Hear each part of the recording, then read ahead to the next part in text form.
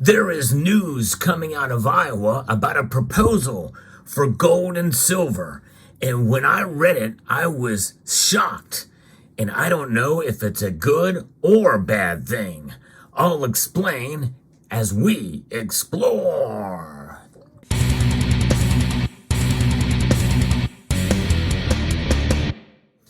For those of you who have been following my channel, I have been keeping you up to date with the latest legislation that has been proposed in these state houses across the country.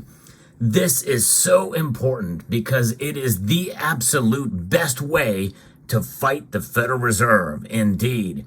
In fact, what is being proposed in Iowa could do just that with an actual mandate. And I'll explain as I get into the meat of what they're doing here. And there's two provisions here that are a little unusual. In fact, one is mind-blowingly unusual, very different than the previous legislative bills that have been introduced into state houses across the country. But I'm not so sure that I'm for some of the provisions in this bill. We'll talk about it here as I go through this. In Des Moines, Iowa, a bill has been introduced into the Iowa House that would make gold and silver legal tender in the state. Now, that is not unusual. That's a very good thing. But that type of proposal is not seen too often. Only 5 other states have it. Actually, 4 other states. If Iowa were to implement this, they would become the 5th state. The passage of the legislation would set the stage to undermine the Federal Reserve's monopoly on money. And who doesn't want to fight the Fed on this? It's the Federal Reserve that is actually stealing from us with inflation.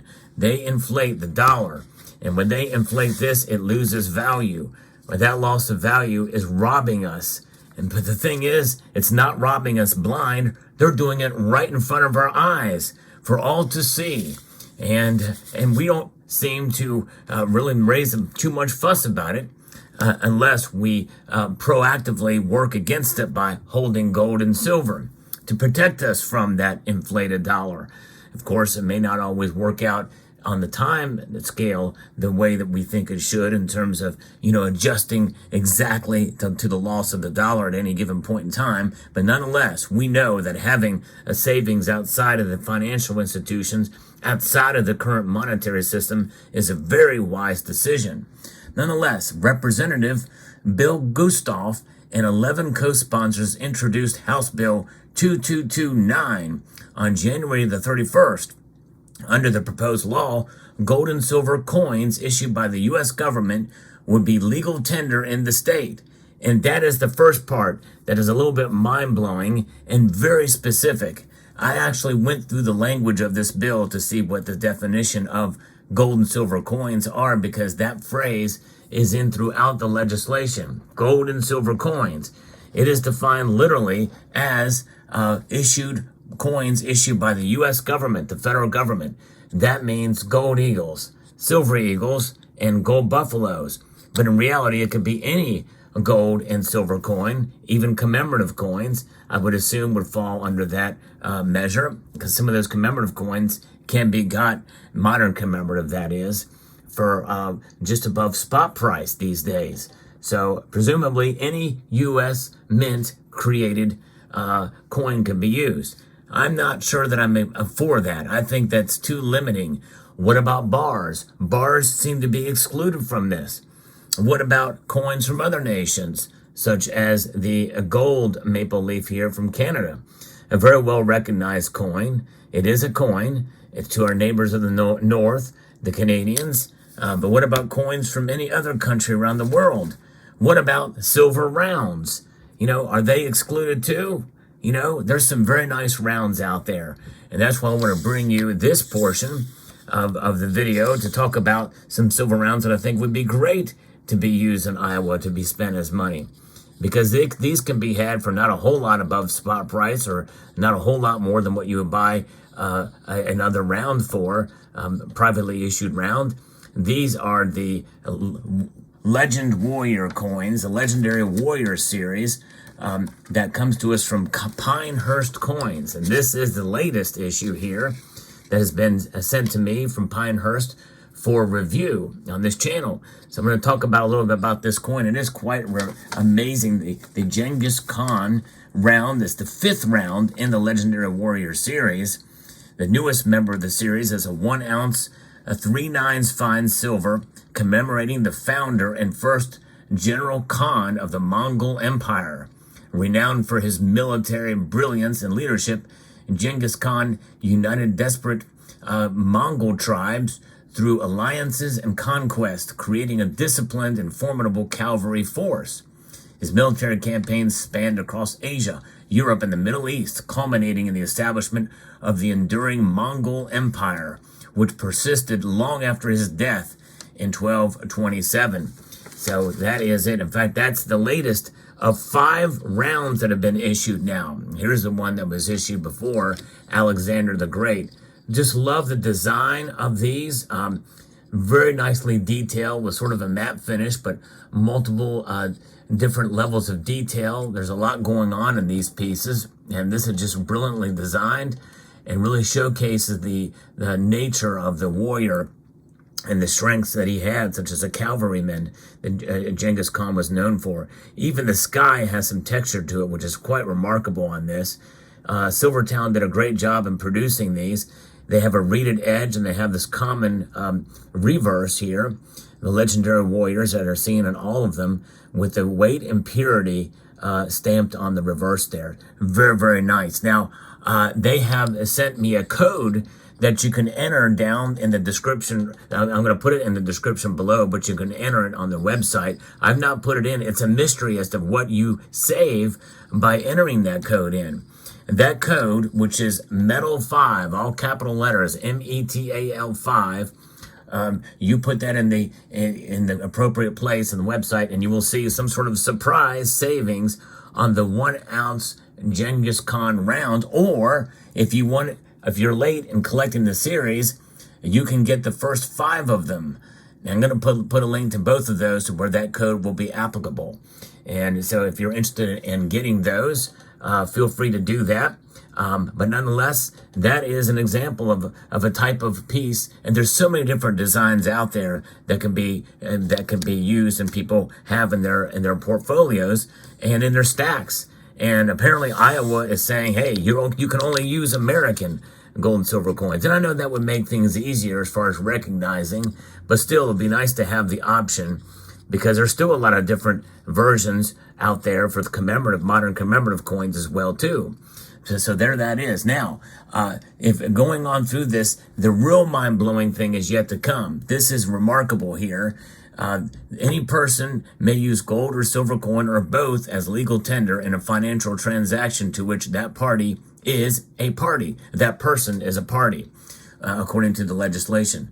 The bill would require state-chartered banks and credit unions to accept deposits of gold and silver coins. That's just the beginning of the absolutely shocking language I'm going to read to you next. There is a contract clause in HF 229. This is a very different, something I've never seen before.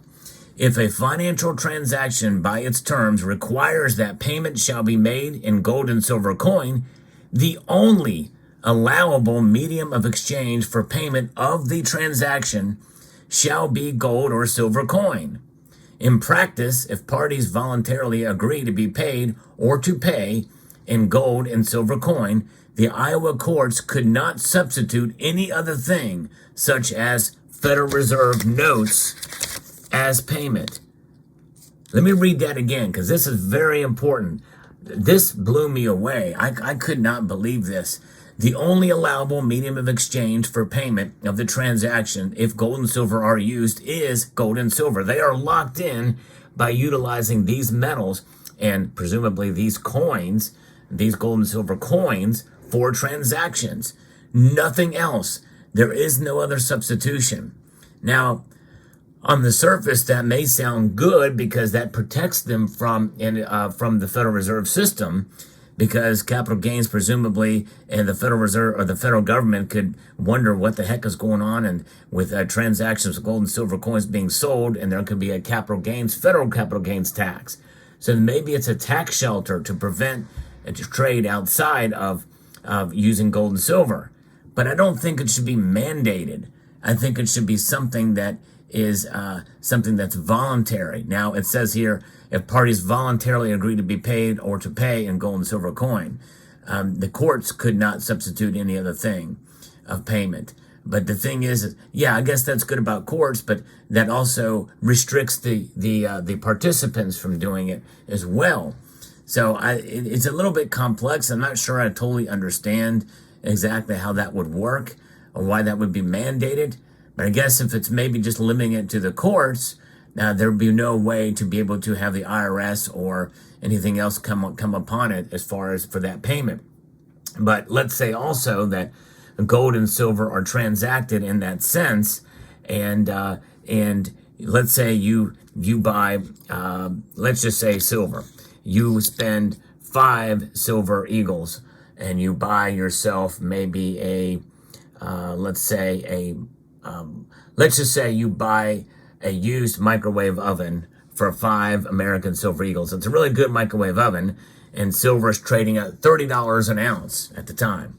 Let's say you take that into court, and somehow, some way you've got to say, well, okay, we got to keep it with those 5 silver eagles. If they sell them back and silver falls to $25 an ounce, well, you've lost the difference there, so in the price. So because of the market value, there's just some complexities in there. I don't think that's being thought through, and that's just one example. You can take that to its logical conclusion or otherwise, but nonetheless, recognizing gold and silver as money, how would that work in a court system if there's a judgment or if there's some sort of dispute? That would be quite interesting to counter. And then the opposite could be as true as well. If the transaction if silver were to climb up to $40 or $45 per ounce, and then that same transaction required, could they say, well, okay, you're owed the 5 silver eagles based off the spot price at the time of transaction, you owe that back to the individual, then you give them back maybe 4 silver eagles or what have you. So there's some complexities there that I think would need to be worked out, but interesting nonetheless. So if passage into law would make Iowa the 5th state to recognize gold and silver as legal tender. Folks, this is big news that has been introduced, and it's a bipartisan bill. And so I think it's something. There's 11 co-sponsors as well. And so a dramatic and amazing and mind-blowing provision in this thing. About now, what's next for this bill? According to the 10th Amendment Center here, HF 2229 had not been referred to a committee yet. Once it gets to a committee assignment, it must get a hearing and pass by a majority of vote before moving forward in the legislative process. So it's been introduced, but it's not been referred yet to a committee, which means the language that I just talked about may not survive, or it could be revised or further explained. I do like some aspects of it. Let me know what your thoughts about that. About mandating any transactions being used with gold and silver to stay within those transactions. I can see pluses and negatives to it on both sides, but there you have it. And let me know what your thoughts are about this legislation, and let me know what you think about this new Genghis Khan round as well. I'd like to extend a multitude of gratitude to each and every one of you for taking the time to watch, and to encourage you to please rate, share, comment, and subscribe.